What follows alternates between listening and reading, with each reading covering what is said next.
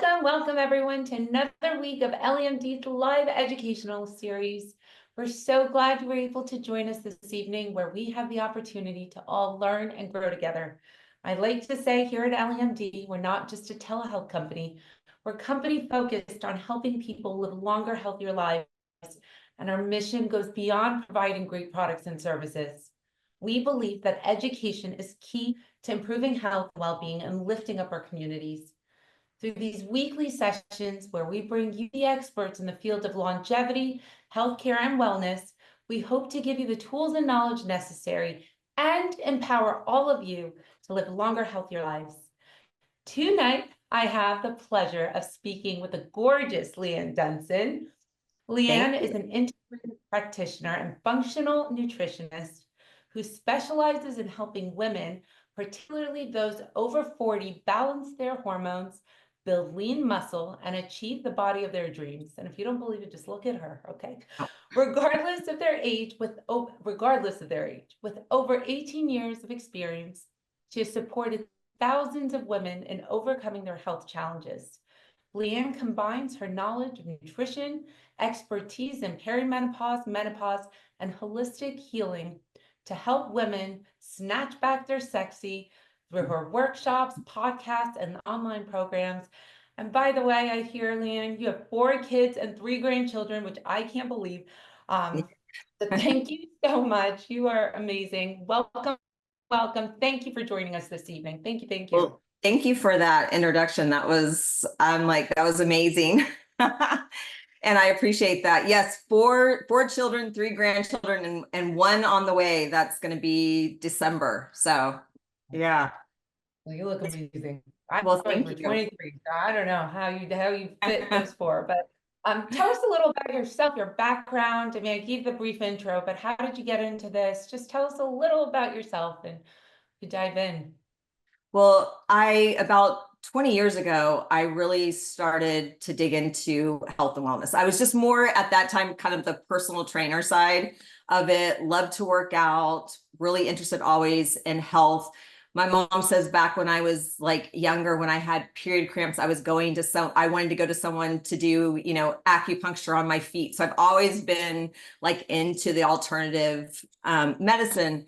And so what really though got me into becoming an integrated practitioner and really specializing in women's hormones was because of myself, what I went through. I, went through this all of a sudden, I started at actually a young age having hormonal issues. At 35, I started having hormonal issues that came along based upon probably a lot of stress, from having 4 kids and, my husband was in the entertainment business. There was a lot going on in California at that time. So I started having a lot of issues with myself, and I was going to doctors, trying to get answers. And everyone was just like, you look good, and just pass me on, hand me some antidepressants and things like that. And so that's what really, was the catalyst for me becoming an integrated practitioner, because I did not feel seen or heard. And my mission and my passion became for other women to feel seen and heard. And so I did my education, learning all about hormonal health, learning about nutrition and specific workouts for the women that were like myself.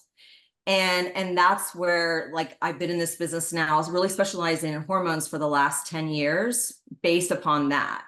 And so that's my mission, passion, to help women, to educate them, to become their own advocates. So they're not like myself that was going to doctor trying to get the answers, and so what I teach my women and educate them to become that, so they know how to talk to their doctors. They know what they should be doing, workout wise, nutrition wise. And that's what my program is all about. Oh my gosh, I love that.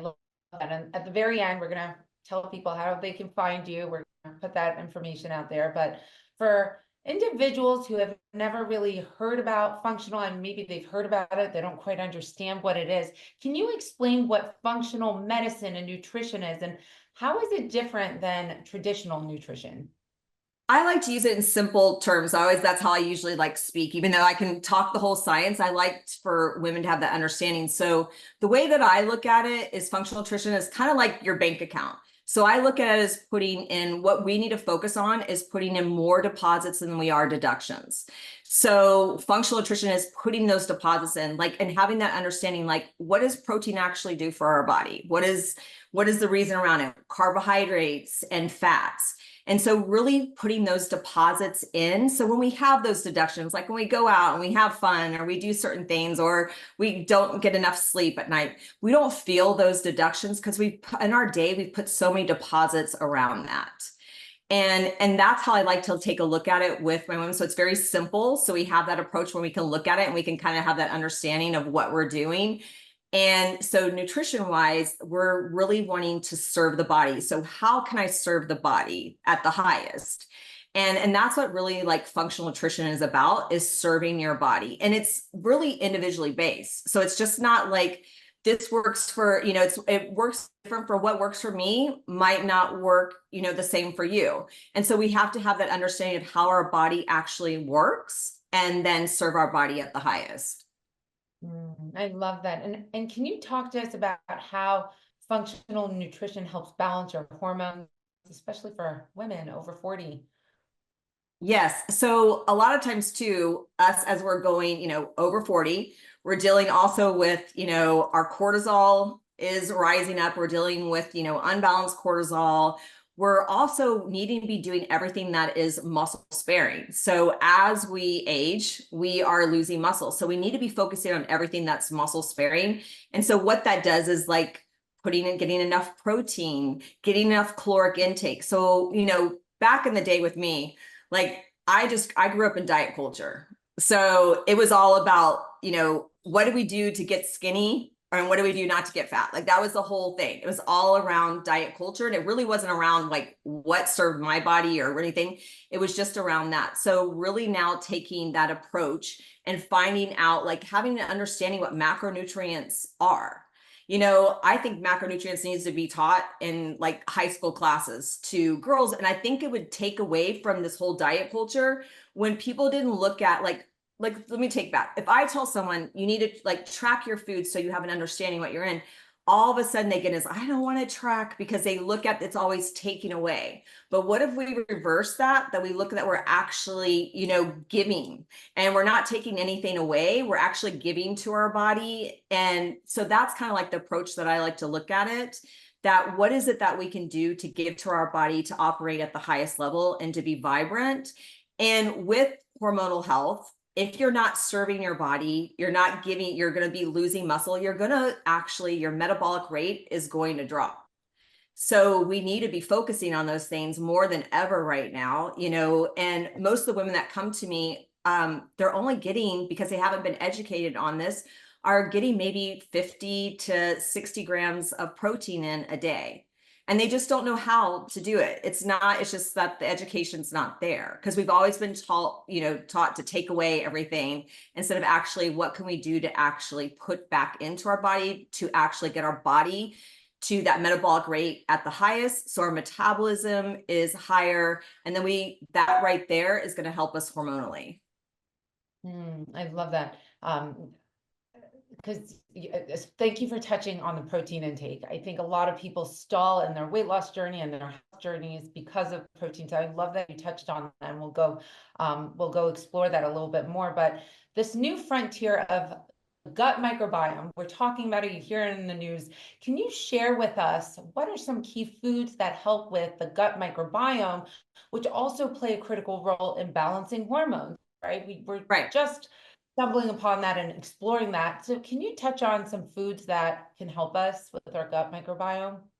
Yes. So I believe in pro-metabolic foods. And so that really helps our gut microbiome. And so a lot of times I know women steer away from carbohydrates, but there's some amazing carbohydrates that are going to help us with our gut microbiome, help us with that serotonin, would be like potatoes.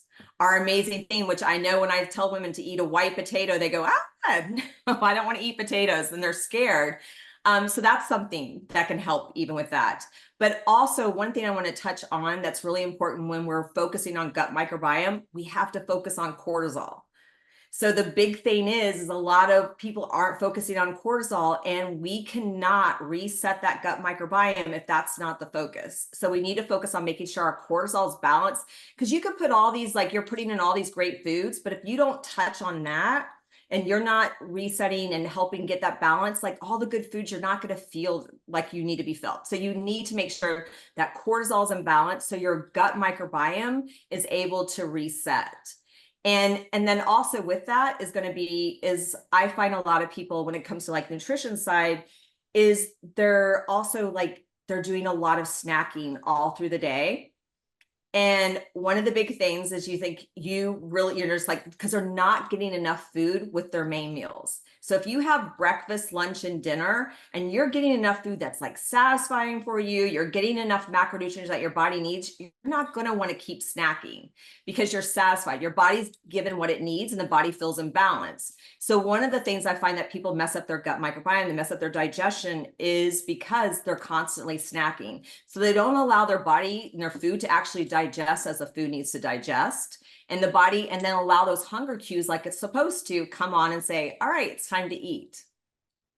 I love that. I love that you touched on cortisol too. So I know it as a stress hormone. Maybe you could elaborate a little bit more on cortisol, because when my doctor put me on hormone therapy, that's the first thing she said. She's like, well, we can put you on hormones, but it's not going to do any good if your cortisol is not in check. So I take DHEA for the cortisol, but can you elaborate a little bit more on cortisol and what we can do to bring down our cortisol levels? Yeah, well, there's a couple of things. Like, first of all, one of the things that I recommend, and I know that we have been taught like the whole fasting, and this is my belief on this, and this is what I found from working with, thousands of women, is that and in midlife, so if we're going to talk about women, 35 and over, one thing that we need to be really careful about is if you tend to feel that you've been in fight or flight, which I'm going to say most of us have, and two, as our hormones are declining, we automatically are, put in a stressful situation. Even if you don't have stress in your life, it's stressful on the body. These hormonal changes, we're riding these roller coaster rides, estrogen, progesterone, is like all over the place. So with that also, the cortisol is going to be, usually it's very unbalanced. I find a lot of women that come into my space, most of them are actually low instead of even high cortisol. Because if you've been in a high state in fight or flight for a long period of time, those adrenals tank out. And so then you're in this low cortisol state. It's a little bit harder to get low cortisol to where it needs to be compared to like high cortisol. But what I love to do is, first of all, I like to have women actually eat. And it's one thing that scares people, but you've got to eat to really balance that. And you need to be doing that with the right amount of protein, carbohydrates, and fat with a balanced meal. Because if you're just eating, like people start off in the morning, let's just say like you're starting off the morning and you're eating, I know it's a lot of people's favorite, avocado toast, without protein, you're getting this spike. And so what we want to do is we want to put a balanced meal. We're going to put like a carbohydrate and we put a fat. So what happens is that spike is natural. So if anyone tells you that food doesn't spike, it's always going to spike your blood sugar. But what we want to do is have it spike and come and then into a balance.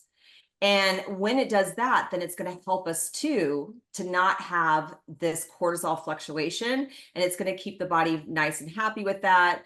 And if you want to add some herbs with that too, I love doing some ashwagandha. L-theanine is really great. Doing some Ayurvedic herbs are amazing for that. But that's what I like to help support the body, while though you have to do the other things. So you can't just take the herbs and the supplements. You've got to be doing the lifestyle factors too. And one of the things, like I said, like eating within, I find women that can really help that cortisol, eating within like that 45 minutes to an hour after waking up and getting that perfect balanced meal, that really helps. Eating every, about like getting 3 good meals with protein, carbs, and fat. And then you can add in a snack, so that right there helps, making sure that you're, sleeping. So that's a huge one. And it's really hard sometime in midlife, to sleep like that. But that's when those, Ayurvedic herbs and some adaptogens can really help with that too. Love it. Okay, so let's shift gears and talk about sugar. Okay. Okay. I know when I was pregnant, that was my baseline for how sugar affects my body. Because your hormones are all over the place. As soon as I would have a candy bar or something, I would just crash and I wouldn't feel good and I would feel really down the next day. So can you talk to us about how sugar impacts our hormones and what role it plays in regulating our hormones, and any tips on managing our sugar cravings? Yes. Well, one thing, I love, if we're going to talk about we'll first start managing your sugar cravings, because that just like caught me when you said that. It's one of the reasons why, and I will touch on this, is GLP-1s. I love that for my women because it's really helps turn that food noise on. And I know if some of y'all are here, like that night, the granola that speaks to you at night when everything gets quiet, for us busy mamas or even, entrepreneurs, like all of a sudden at night, it gets quiet. And then all we hear is that noise, like you need to eat granola. That was me. So I'm sorry, I'm the granola girl. I was be like, I need to eat granola. So that right there, it turns on that noise. And so one thing, that's why I love GLP-1s and using that. And I know we're going to touch on some other things with that a little bit on, but I love that for that. One of the things when you are getting those balanced meals that we were talking about, it does help with not wanting that sugar craving. Usually when you're wanting and craving that sugar, your body's needing that energy. It's like feeling for the energy. And so not all like sugar is bad. So the processed part of sugar, yes, the candy, the cookies, all of that part. And I don't like to label food good and bad, but it doesn't serve you. That is a deduction into your body. So it's not going to serve you at the highest. So what we have to do then and look is we feed our body what our body wants. The body's wanting energy. So get a balanced meal. Be good with fruits. Be good with carbohydrates and the right amounts. They're going to be beneficial for you. It's going to give you body what your body's needing. So when you're having those sugar cravings, it's just a way that your body's saying things to you like, I need that energy. I want that. Or it's just sometimes it becomes a habit. And that's where a GLP-1s come in play and helps reverse and let you work on that habit. It quiets that noise while you're able to work on those habits.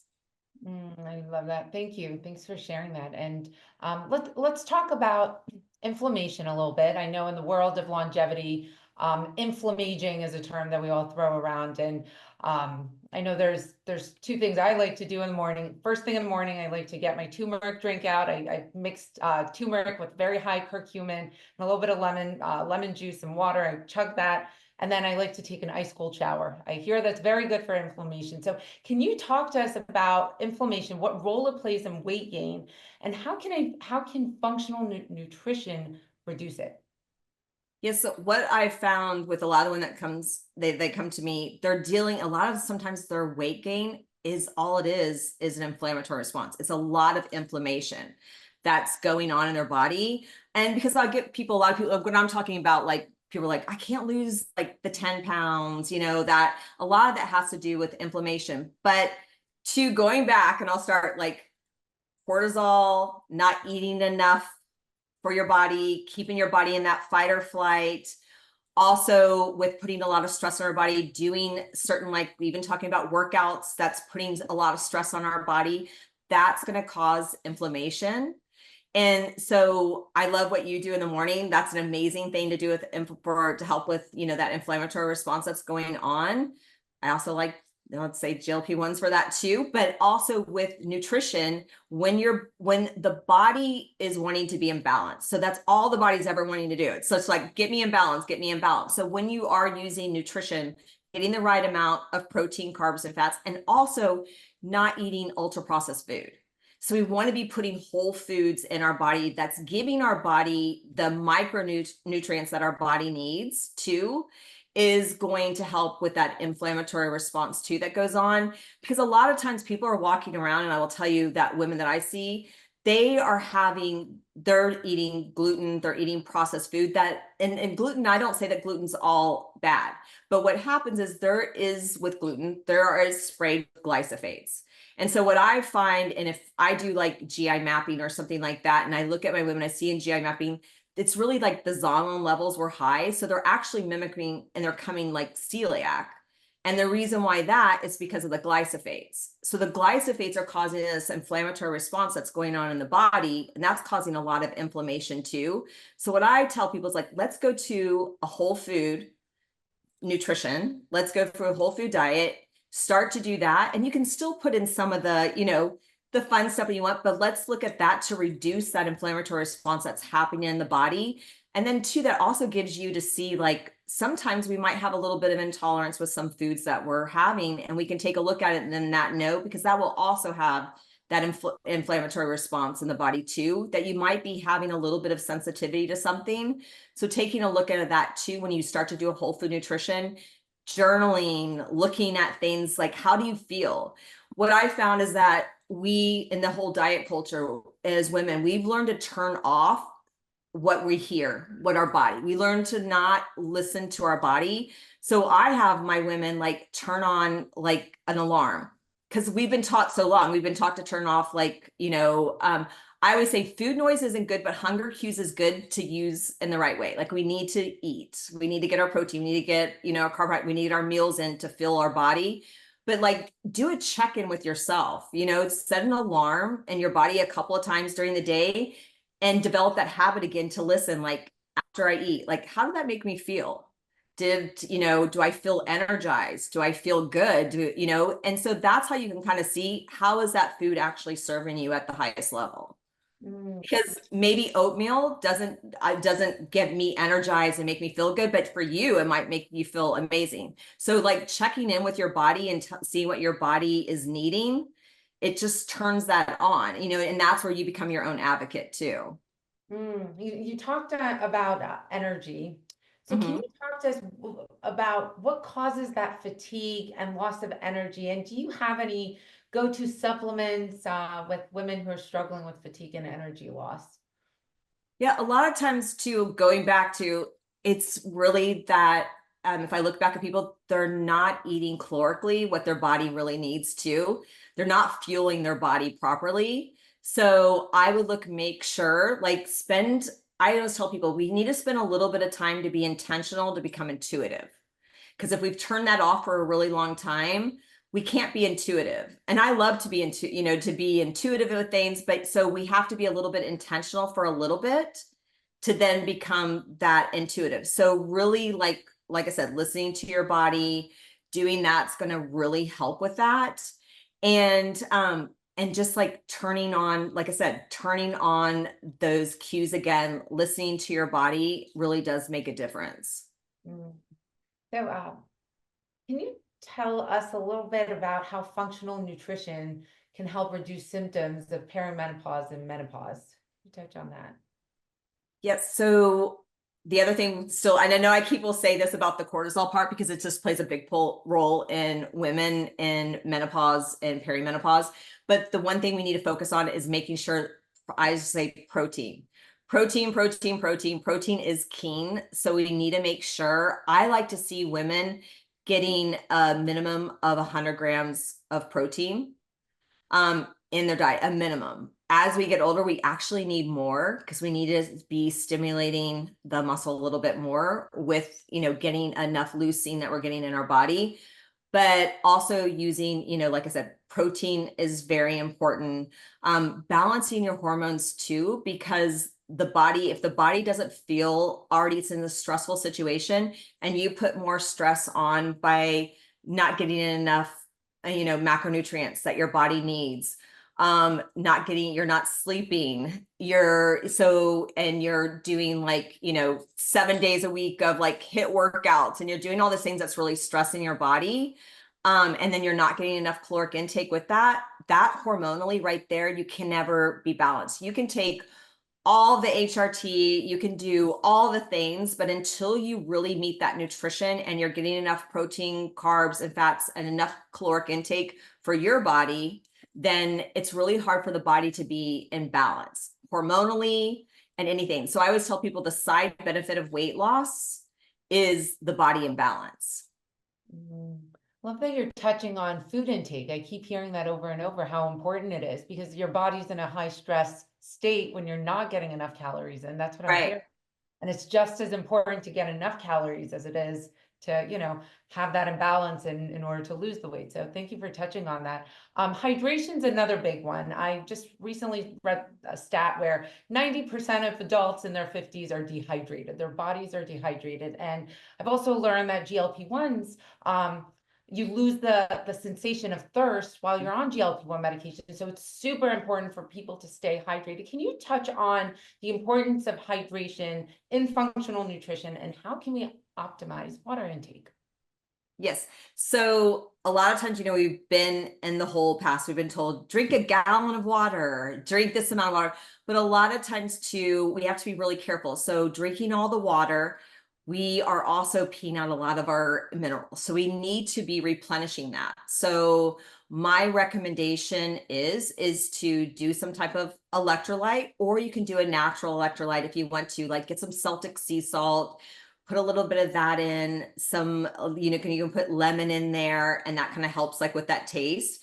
But you need enough amount of sodium and the right ratio of sodium, potassium in there, and some magnesium to really help replenish the body. So I've had women that have gone on like these big programs and they've done like the gallon of water, and they feel so fatigued, they feel dehydrated. So even though we're putting all this water in, we can be dehydrating our body in that way. So I highly recommend to do some, like I said, some type of electrolyte.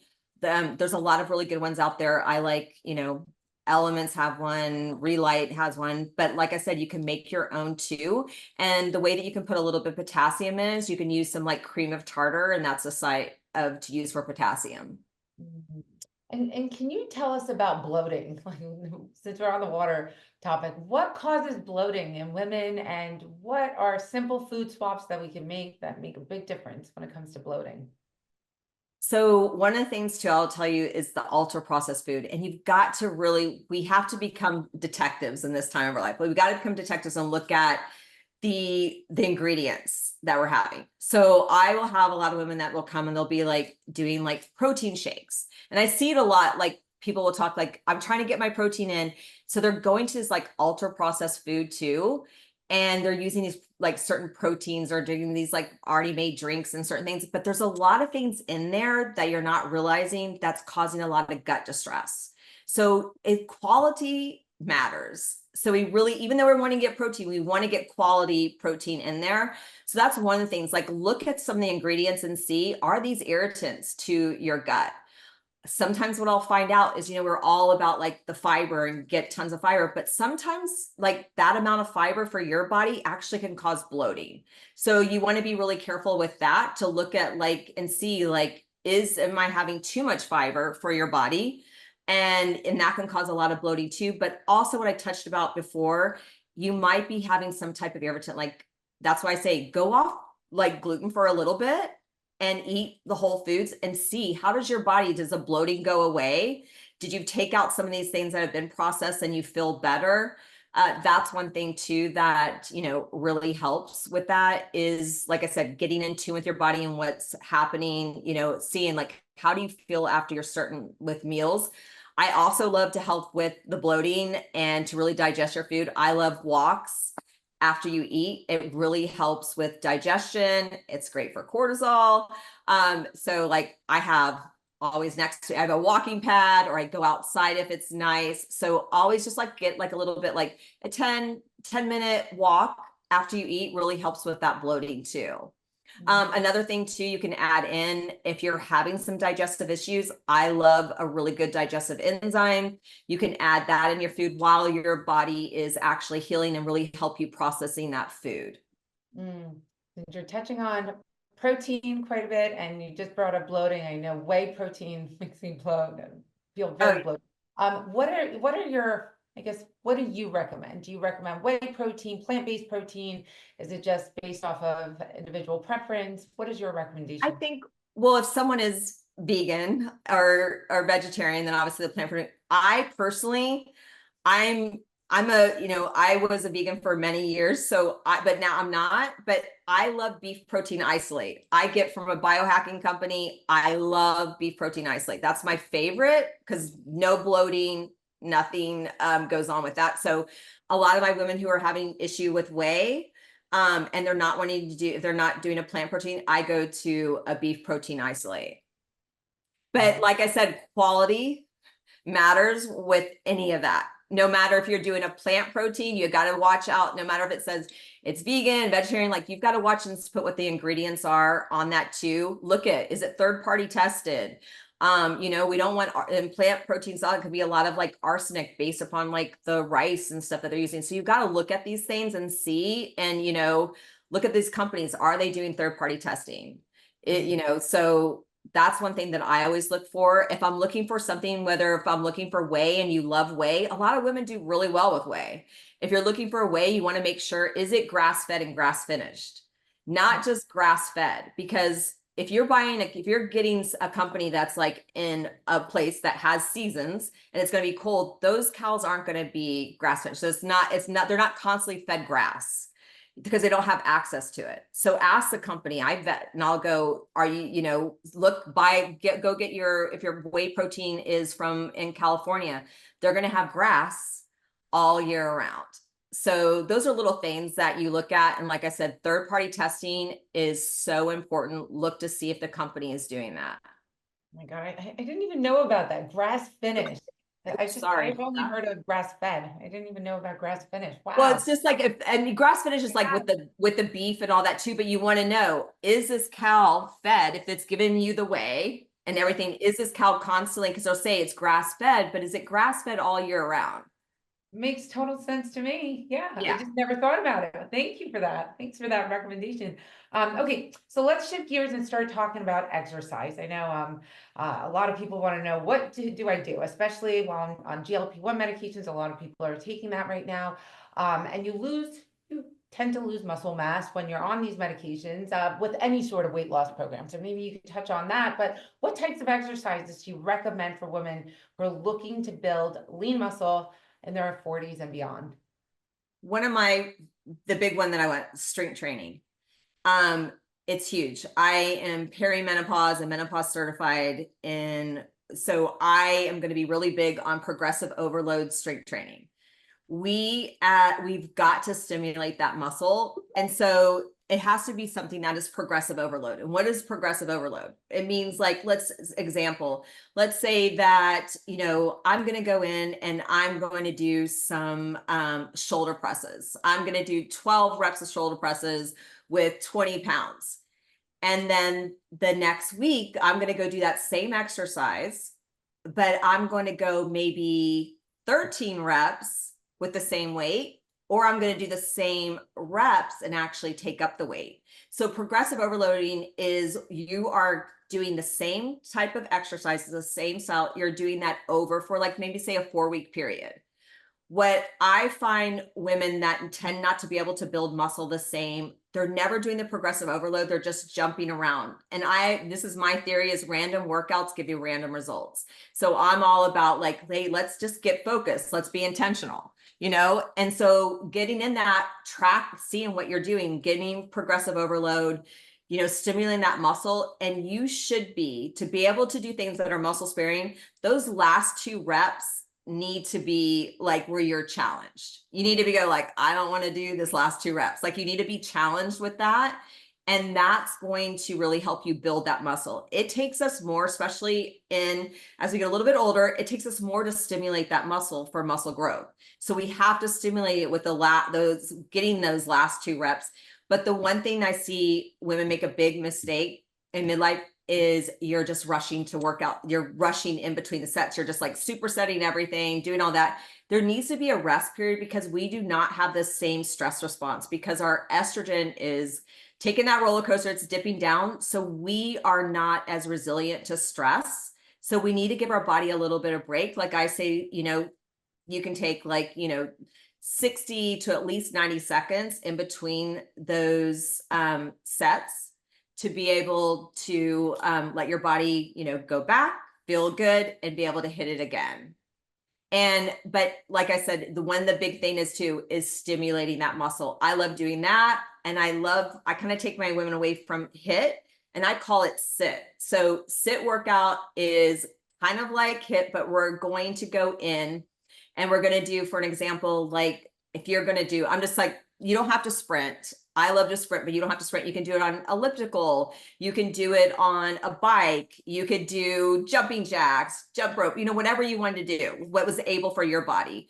And you're going to go in, you're going to go 20 seconds. And I call it breathless training. So you want to get in, you want to be breathless. Like, you just like, okay, that was hard. I don't want to go past the 20 seconds. You let your heart rate come all the way back down. And then you go back again and you go in and out. We want to do everything. We want to get in and out when we're like that. We don't want to put more stress than the body needs. So we go in, we do that. We then, like I said, let our heart rate. And then we do that for maybe like 6-8 rounds. And that's so amazing for midlife women, and to really help with that fat loss too, if you're looking for that. And it won't cause where we're going to go into those cortisol issues, putting you in that fight or flight. Exercise will automatically cause your cortisol to rise, but when you've done the right way, it's a good rise. Like, cortisol can be really good. It's very beneficial, but it's just when you're doing too much and doing it the wrong way at this time when the body's in stress, where it causes issue. And how often do you recommend that we exercise to maintain the muscle mass and boost our metabolism? I always tell people, though, first is, what can you be consistent at? Everything about anything, nutrition, workouts, taking a GLP-1, taking a supplement, it's not going to ever work unless you're consistent, and, giving it time too. But what can you be consistent at? But what my recommendation would be is, a minimum amount of like 2 times a week on that. I personally love 4 times. And I love women to actually hit the lower body 3 times a week. So that's my big thing, is if you can hit that 3 times a week. And so, like, let's say like 2, if you're doing like a 4-day, you can get like, 2 upper body, and then you're getting, 2 of a lower body. And then maybe 1 time with that upper body, you're actually adding a little bit in of the lower body. So it's kind of like a full body plan. And then throwing in that sit training. And the sit training can be, and I'll tell you one thing, I personally, like, some people do really well with sit training before they work out, because it gets that adrenaline going. So if you're feeling tired, it's because it's not going to tax you. So it gets you going. It's like, ooh, now you're ready for a workout. Sometimes I find that women do better that way than actually doing it after, because after they're like, all right, in 2, we're thinking of the million things that we've got to do. We're like, I got to go run. I got to go do this. So you can throw that in either before or after, and, work out 4 times. I don't recommend women working out 7 days a week. The biggest mistake is that when you're growing that muscle is in the recovery. It's the recovery period. It's the recovery period of you resting. It's the recovery period. And that means, I don't mean like sitting on your couch, watching, Netflix all day. It means just like after recovery, like walking, going for a hike. You can do any of that, but you've got to let your body then recover. But recovery also means feeding your body.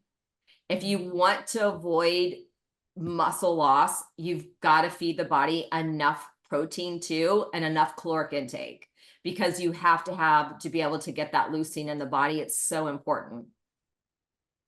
And a lot of menopausal women or premenopausal complain about the pooch around the belly pooch that you start. What causes that? Are there any exercises, any supplements, anything that you can do for that? No exercises are going to take that away.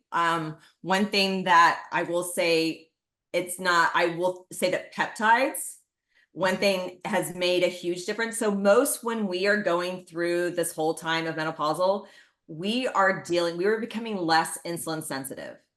It's just a part. We're becoming very less insulin sensitive. We're becoming very insulin resistant.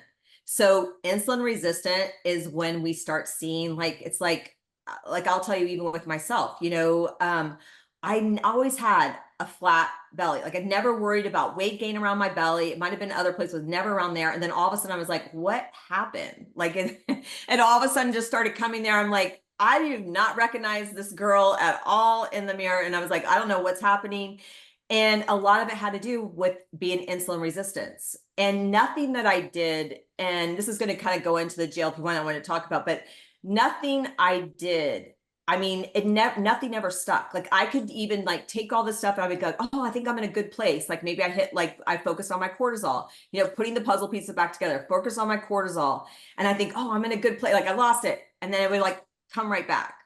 Nothing ever kept it and like really made the change until I started integrating GLP-1s into my program. And that's when I started noticing the difference in that belly fat. And just like, it's just kind of like, I call it the menopause thickening. It's just like all of a sudden we go from like just this thing that we never knew ever was never there before. And all of a sudden we just don't feel comfortable. It's just about that. It's just like, we don't feel comfortable. It's not, we're like, I've never had that before. And so we want to do something about it. But most of the women that come to me, they've done everything. They're doing the nutrition. They're nailing their workouts. They're like, I do not know what's going on. And that's what's going on. They're becoming very insulin resistant. And I found that you might not even see it on the blood work, but it's happening in the body. And so that's where like coming in and bringing that GLP-1s that really helps with that insulin resistance. It helps reduce that inflammatory response that's going on, because that's a lot of that weight too is inflammation. It's too because we've gone from like we're in this like stress state. We're estradiol, progesterone's all over the place. We're in this stress state, and that causes issues with insulin right there. Our cortisol, our insulin, our adrenals, everything's going on. And so with taking in that GLP-1, it really does help that. And like I said, nutrition. So the whole thing plays a role, but that's one thing. And then getting the right, workouts and like we said, nutrition. It's all this is why I say we as women, we're very complex. We have a bunch of different puzzle pieces, and it's just not one thing. We got to put all the pieces back together to get that beautiful masterpiece that we're all looking for. Thanks for mentioning that. So you mentioned GLP-1s. Are there other peptides that you use or you recommend to incorporate as part of your routine, and especially when it comes to exercising? So what do you recommend? So the peptides that I love, I've taken semaglutide, I've taken tirzepatide. I love Smorlin. It's what I currently take right now. I love it. I've been seeing really good results with that. So it's actually kind of one of my favorites right now. I love that. I love NAD. Plus I use NAD. So little backstory, I dealt with severe mold toxicity coming from a house that we had found mold. We ended up moving out for that house, but I had one of the roughest years of my life having to get rid of that. And so coming out, and I started using NAD, and I use B12 weekly. That made a huge difference in me. I went from like not feeling like I had energy to all of a sudden I would take my NAD and I'd be like, it was like a light switch went on. And I would be like, this is the best thing. So I tell everyone, I'm like, if you're dealing with any of that, like NAD is the way to go. Like it's amazing. And then I love women to add, B12 with their GLP-1. It really helps offset any, side effects if they're feeling nauseated or anything, or energy. It really offsets that too. Okay, so we touched on the exercise, some of the peptides we can incorporate while we're doing our exercises. Now, let's go to winding down and stretching. What are some stretches that you recommend to help with mobility, or any mobility exercises you recommend for better flexibility and joint health? One thing is kind of funny. So last night I actually did a whole, like I go to this guy and he stretches me for like about an hour, and it's torture. Like I tell him, I'm like, I pay you for this. And it's like, I'm screaming. It's like seriously torture. I call it the torture chamber. But we were talking last night and he said, so many people they don't understand that stretching, they're doing it all wrong. You've got to stay in that stretch for 2 minutes. So no matter what you do, you have to stay in it for that 2 minutes. So a lot of people just like, I stretch, and then they start to feel it and they're like, I'm out of here, like done with it. So, but you've got to really keep that stretch for that 2 minute mark. It doesn't have to be done every single day. I like to do a little bit of like dynamic stretching before I work out, kind of like movement, getting my body moving and stuff like that.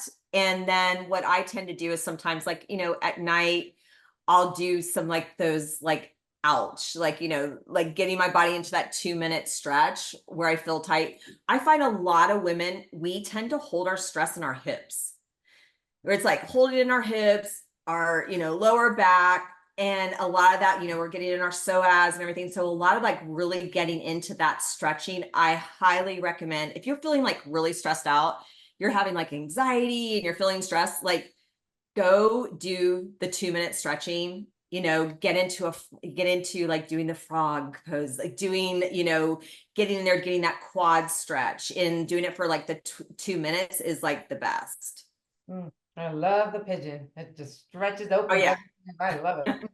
Thanks for touching on that. So let's shift gears and spend the last few minutes that we have talking about GLP-1 medications. I know we've been going back and forth talking about microdosing GLP-1s. Can you touch on that? And you highly recommend it. Can you touch on the benefits of microdosing GLP-1 medication and who might benefit from that?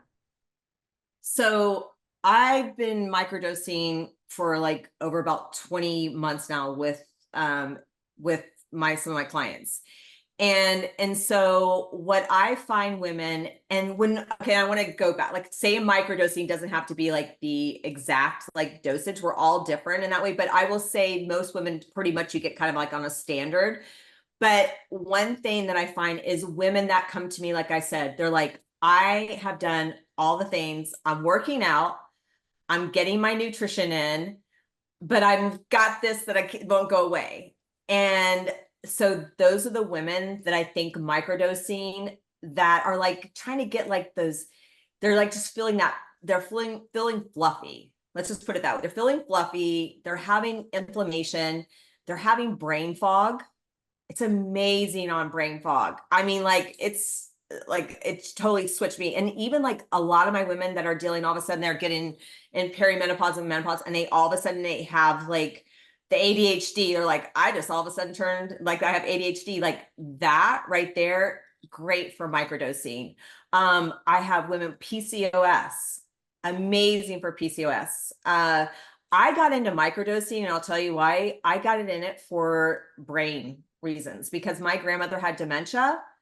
So I do everything that is going to be preventative. So that's why I love longevity medicine, because I'm doing everything to prevent what I've seen that's gone before me. I've seen what's gone before my mom and like joints and all of that. Like I want to do everything. And that's where microdosing comes in. I say I will probably be microdosing for like cycling in and out forever and using peptides, like doing it, cycling it in and needing it and switching, maybe from some glutide, tirzepatide, whatever else they're going to come up with too. But I love microdosing for women like that are like, you know what? They don't have like this large amount of weight to lose, but they're wanting to be able, they have a little bit like the fluff, but they're also having a lot of inflammation and they're having the brain fog. I have found too, based upon even with myself and looking at other women's blood work from being on a GLP-1, it maximizes their hormone optimization. It is amazing for that. And I know even there's like a study that came out actually showing that by 30%, it actually optimizes by 30%. So we want to be doing all that, so that's where I love that for the microdosing part. And, and if you don't have a lot of muscle on you, you haven't really started that journey yet, and you have a lot of weight to lose, then that's where I think maybe like not doing the microdosing and actually needing a larger dose is where, but taking that larger dose, using it and developing all these other habits that we were talking about, and start building muscle. Start building muscle. So when you decide if you want to go in, when you're ready to go into like that maintenance dose that you want to go into, you are already going to be metabolically sound. So you don't have to worry about like the weight coming back on, because if you're metabolically sound, you use these as a tool. Use a GLP-1 as a tool to get you back into being metabolically sound, being strong there, building that muscle. So when you go into these lower doses, you can go on these lower doses and not have that rebound effect. And so that's, I think, is like super important, like to have that understanding. But I love microdosing. It has been a game changer for me. And that's why I shout about it all the time. I've watched my clients, I've watched women who I've had, like people who've had colitis. I've had women who with RA, PCOS, like all that, to all of a sudden be like, this is giving me back my life. I honestly think GLP-1s will be the longevity drug, the drug of our century, and the Oh longevity yeah.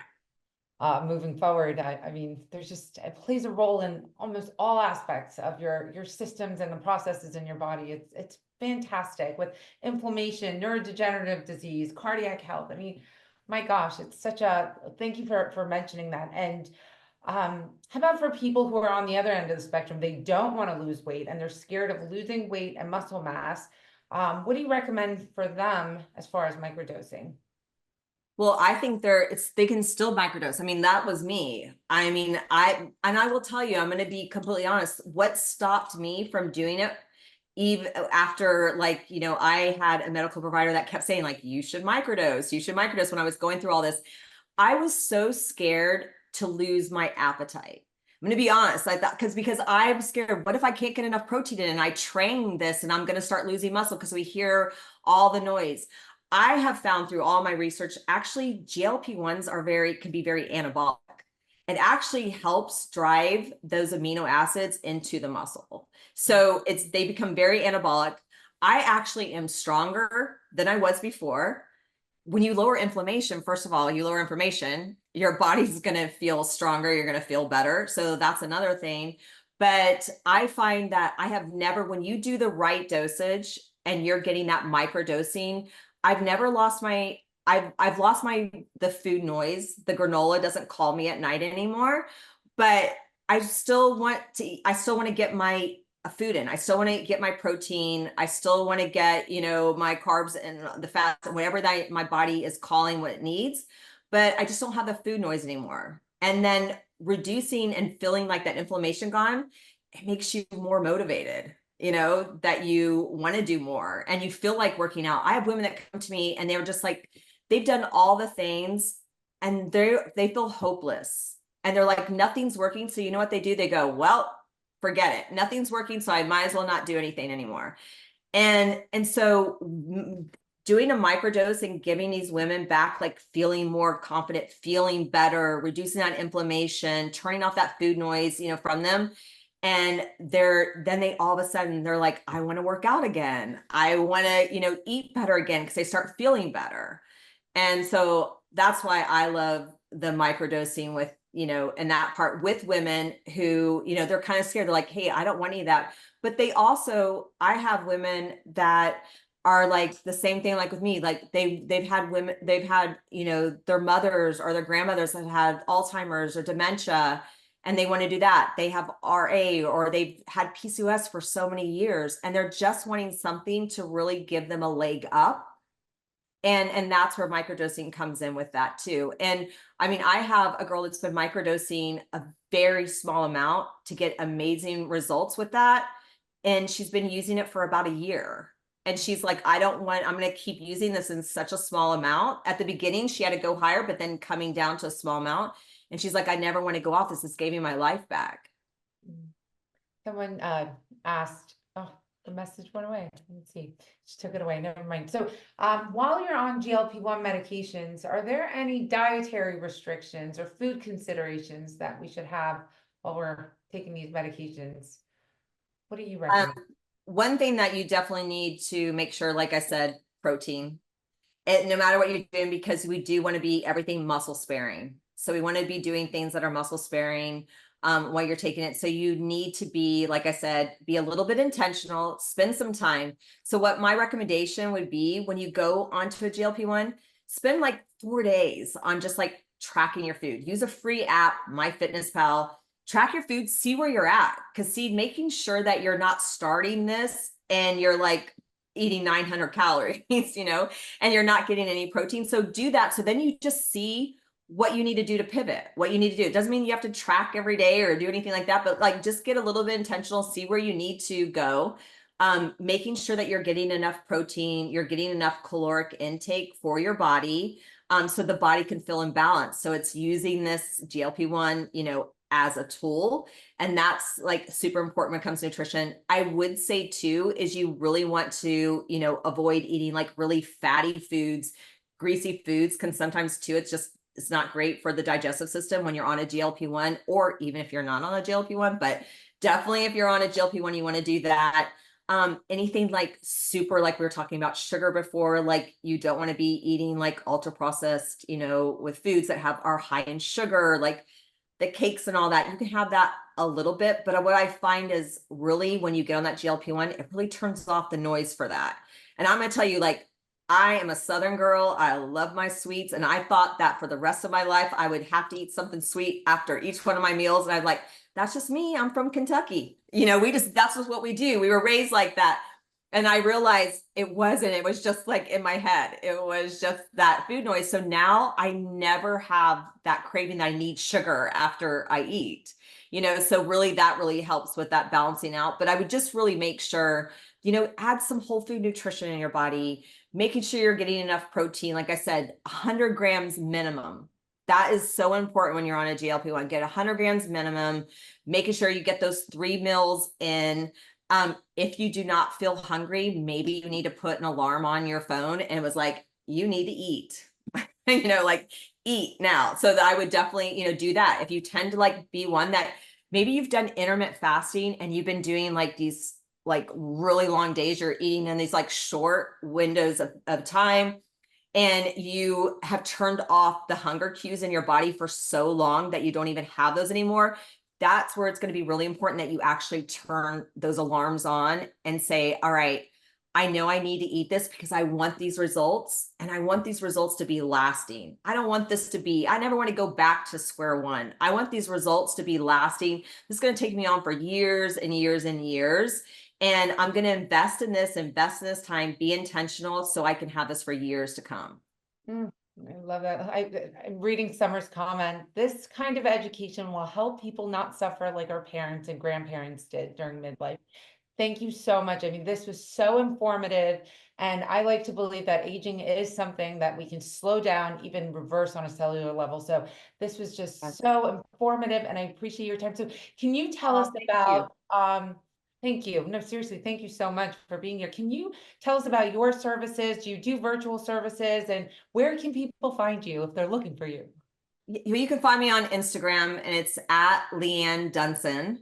And I have a program that I do specifically for using a GLP-1. So we focus on nutrition, and we also focus on specific workouts that are those progressive overload. So that's based upon you where you're able to be consistent at. And it is a personalized, so it's just not any like a cookie cutter plan. It actually will personalize your macronutrients according to what your body needs, where you're at. I'll meet you where you're at, and also meet you where you're at with your workouts. Okay. Can you spell your Instagram? Uh-huh. So it's at, and it's LeAnnenDunson.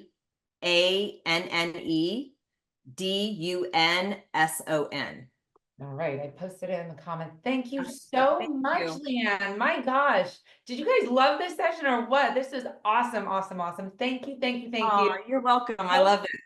Yeah, we hope that you can come back, and thank you for touching on the microdosing. That's coming very, very soon. I am so excited to offer the microdosing for people who don't meet the BMI requirements, because I think GLP-1s are the drug of the century. I think everyone should incorporate it if they meet the criteria. So thank you for touching on that. And thank you all for joining us on our weekly educational series. We hope to see you guys back next week. Thank you, thank you, thank you. Thank you, Leanne. Thank you for Much love having to me. all of you.